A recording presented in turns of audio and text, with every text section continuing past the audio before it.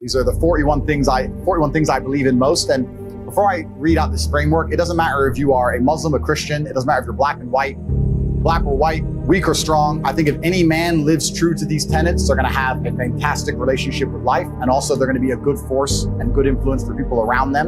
And I think that all in all, they're going to enjoy their experience, their human experience, and the people close to them will also enjoy their presence. So that's what this is about. These are the 41 things I believe. I believe that men have the divine imperative to become as capable, powerful, and competent as possible in this life. I reserve my human right to hold my own beliefs and practice them as I see fit and allow other people the same right to believe and act as they wish. I prefer loving, rewarding, consensual relationships with beautiful, positive, and virtuous women. I believe men and women are different and that each has their own unique and important strengths and abilities. I believe men have the sacred duty to protect and provide for the important people in their lives. I believe men have the sacred duty to protect the innocence and sanctity of their children and reserve the right and responsibility to raise their children as they see best to ensure their long-term happiness and success. I believe that men have the sacred duty to raise strong, capable, and honorable sons. I believe that men have the sacred duty to raise kind, feminine, and virtuous daughters. I utterly disapprove of violence within romantic or familiar relationships. I support good and honest government.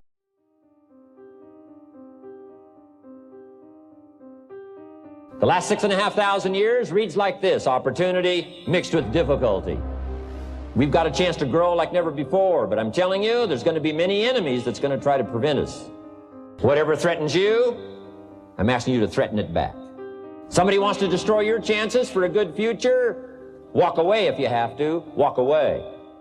I had to leave my family.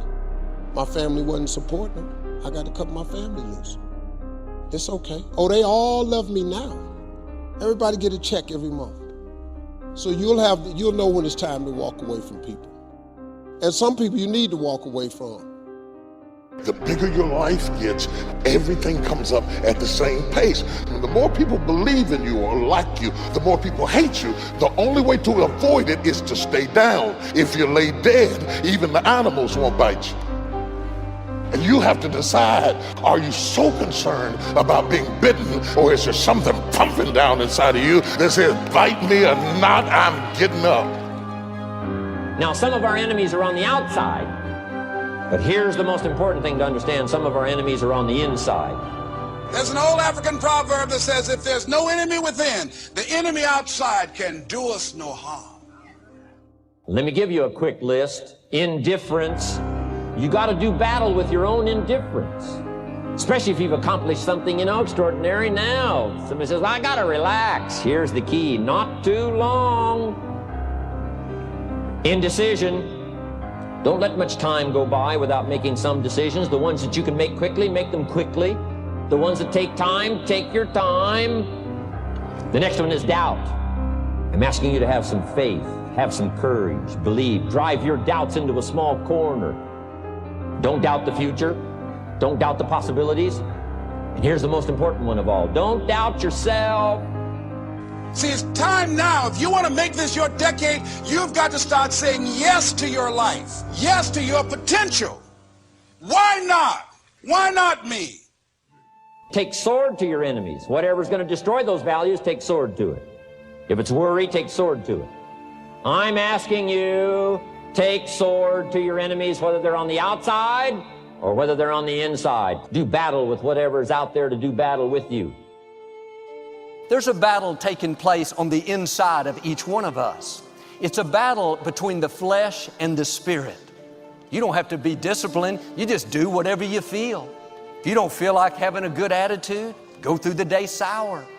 The scripture says, those who live by the dictates of the flesh.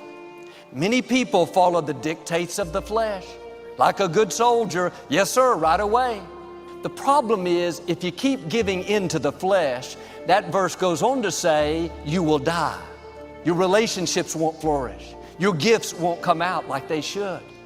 You're letting the flesh win the war. There's another option, that is to walk in the Spirit. And what's limiting some people is not that they're not talented. It's that they keep sowing to the flesh. Next time you're tempted to be jealous, tell your flesh, no, I'm not going there. I'm going to be happy for them. Next time those friends call that are pulling you down, tell them, sorry, something has come up. I can't hang out tonight. You have to take charge of your life. The flesh is not leading you anywhere productive. I don't want to depress you, but this is a battle that will never go away. You don't overcome it one time and it's defeated. It will come back again. Sometimes I have to pull myself out of bed and say, come on, Les. Things I shouldn't do, I do. I found that the biggest enemy you have to deal with is yourself. Are you winning the war within? Making decisions that honor God? Or are you letting the flesh win? Doing whatever you feel? Start sowing to the Spirit. Start taking the high road, doing the right thing when it's hard. That's when God can trust you with more. It's very shallow to live by how you feel. That's going to keep you from the greatness God put in you. Being disciplined is not easy. Not giving in to the temptation, getting up early to excel at work, that's difficult. Your flesh wants the easy way out. If you'll do the hard thing now, later on, you'll see blessings and favor that you've never seen. But the flesh always wants instant gratification. If I buy this item I can't afford, if I sleep in and skip work, I'll feel good right now. But it's important to think about later on. Now, I'm not saying we have to be perfect, but we should be growing. Take the flesh off the throne. If we'd start walking by the Spirit, being willing to be uncomfortable, waiting with a good attitude, that's when you're growing.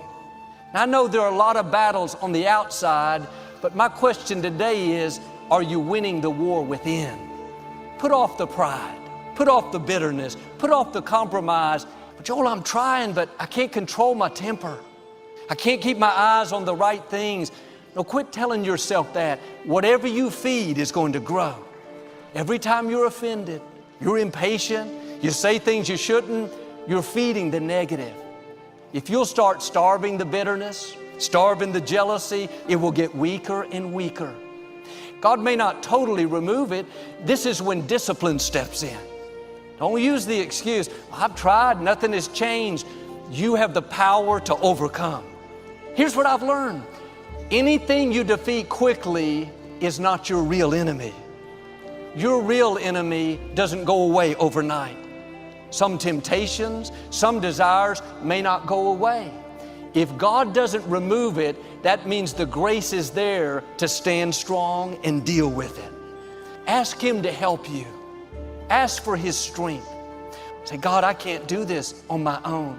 God will step in and help you conquer what's holding you back. Don't let Him keep you from your greatness. The force in you is greater than any force that's trying to stop you. Your destiny is too great. Your assignment too important to let the same issues keep you from seeing the new man.